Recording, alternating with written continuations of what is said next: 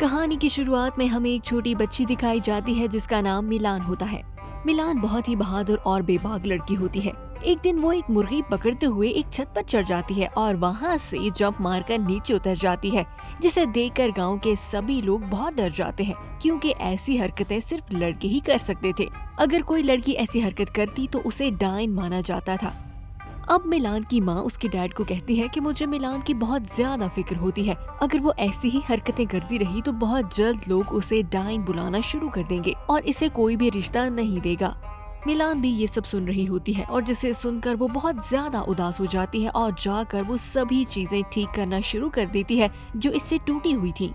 तभी मिलान के डैड उसके पास आते हैं और इसे समझाते हैं कि ये रस्म सदियों पुरानी चली आ रही है, हम इसे बदल नहीं सकते और ना ही इसकी खिलाफ वर्जी कर सकते हैं। इसीलिए तुम्हें अपने आप को बदलना होगा और अपनी शक्ति लोगों से छुपानी होगी। समय बीतता जाता है और हम देखते हैं कि मिलान बड़ी हो चुकी है। दूसरी तरफ हम बोरी खान को देखते हैं जो कि चाइना के राजा का बहुत खास दुश्मन था और एक डायन की मदद लेकर वो राजा की सल्तनत पर कब्जा करना चाहता था।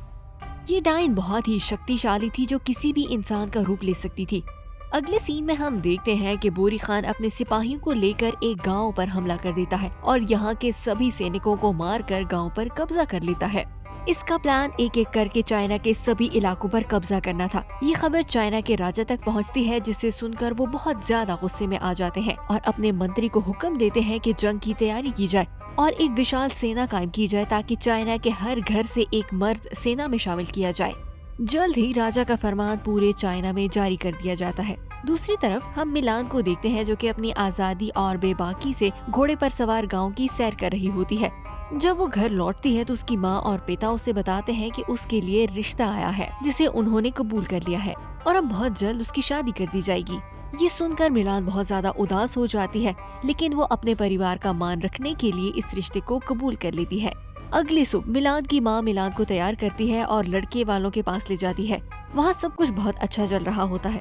इतने में मिलान को एक मकड़ी दिखाई देती है जिससे सभी लोग डर जाते हैं और वहाँ पर सब कुछ टूट जाता है। इसका इल्जाम भी मिलान के ऊपर आता है और मिलान का रिश्ता टूट जाता है। अभी वो लोग नीचे आए ही होते हैं कि तभी वहाँ पर राजा के सैनिक आ जाते हैं और राजा का फरमान सुनाने लगते हैं कि हर घर से एक आदमी को जंग में जाना होगा। जब मिलान के घर वालों का नाम लिया जाता है तो तब मिलान के डैड आगे आते हैं और कहते हैं कि मेरे घर में मैं ही जाऊंगा क्योंकि मेरा कोई बेटा नहीं है।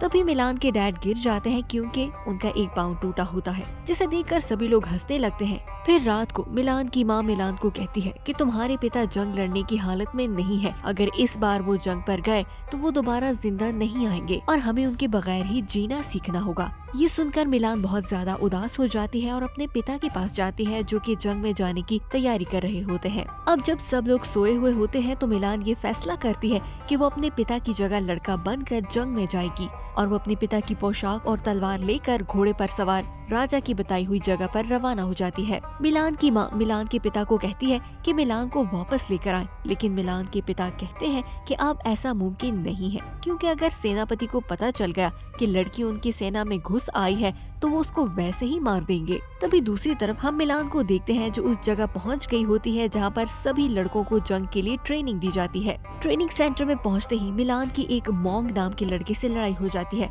लेकिन तभी ऐन मौके पर सेनापति आकर उन दोनों को रोक देते हैं। अब जैसे ही रात होती है तो मिलान को पता चलता है कि उसे बहुत सारे लड़कों के साथ रहना पड़ेगा। मिलान शेल्टर में दाखिल होती है तो सभी लड़कों को बगैर शर्ट के देखकर बहुत ज्यादा परेशान हो जाती है। फिर एक सैनिक आता है जो उन्हें कहता है कि रात की पहरेदारी के लिए एक सैनिक की जरूरत है। तभी मिलान अपना हाथ खड़ा कर देती है ताकि उन लड़कों के दरमियान ना सोना पड़े उसे। अगले दिन सुबह होते ही उनकी ट्रेनिंग शुरू हो जाती है जहां उन्हें फौज के रूल के बारे में बताया जाता है। उन लोगों को यहाँ पर तलवार चलाने और तीर चलाने की बहुत सख्त ट्रेनिंग दी जाती है। दूसरी तरफ हम बोरी खान को देखते हैं जो दिन ब दिन दूसरे कबीलों के साथ मिलकर अपनी सेना को विशाल करता जा रहा होता है। मिलान और दूसरे लड़कों की ट्रेनिंग बहुत जोरों शोरों से जारी होती है। एक दिन मिलान प्रैक्टिस करते हुए मोंग के साथ मुकाबला करने लग जाती है।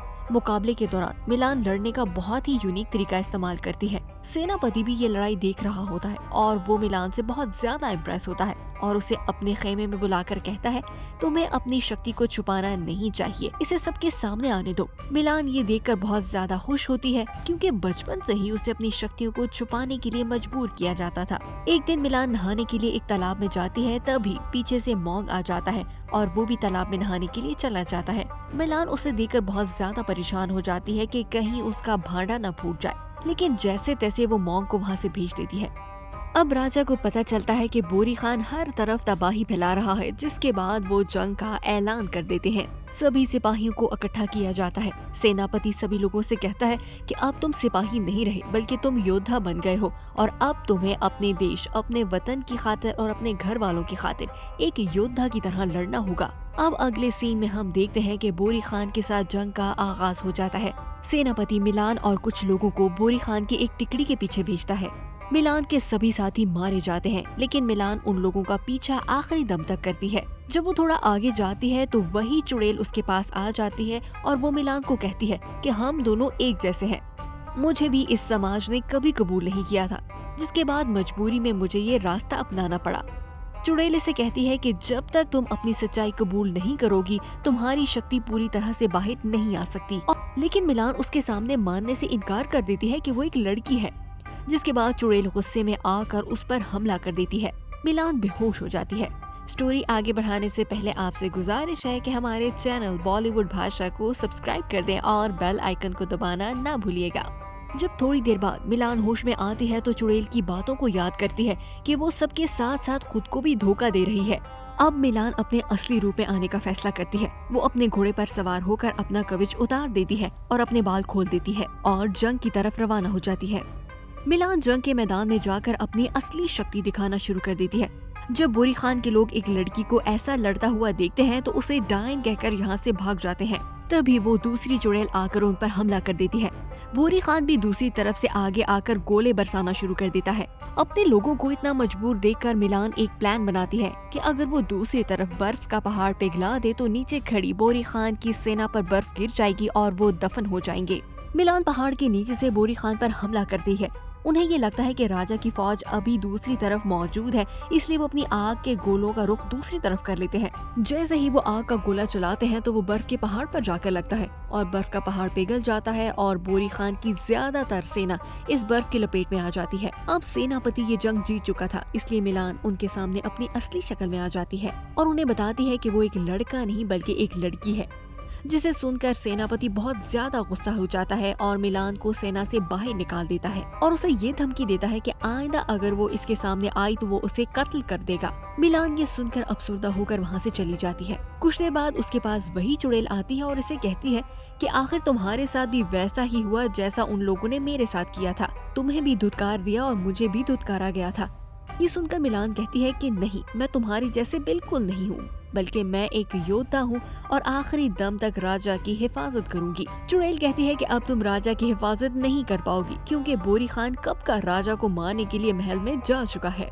ये सुनकर मिलान बहुत ज्यादा हैरान हो जाती है और जल्दी से सेनापति के पास वापस जाती है और उन्हें सब कुछ बताती है कि ये सब बोरी खान की एक चाल है। ये सब सुनकर सेनापति मिलान को दोबारा से सेना में शामिल कर लेते हैं और बच्चे कुचे लोगों के साथ राजा को बचाने के लिए महल की ओर रवाना हो जाते हैं। और दूसरी तरफ वो चुड़ैल राजा के एक मंत्री की शक्ल धार लेती है और राजा को जाकर कहती है कि बोरी खान आपसे अकेले लड़ना चाहते हैं। राजा इस चुनौती के लिए मान जाता है और बोरी खान से अकेले लड़ने के लिए निकल पड़ता है।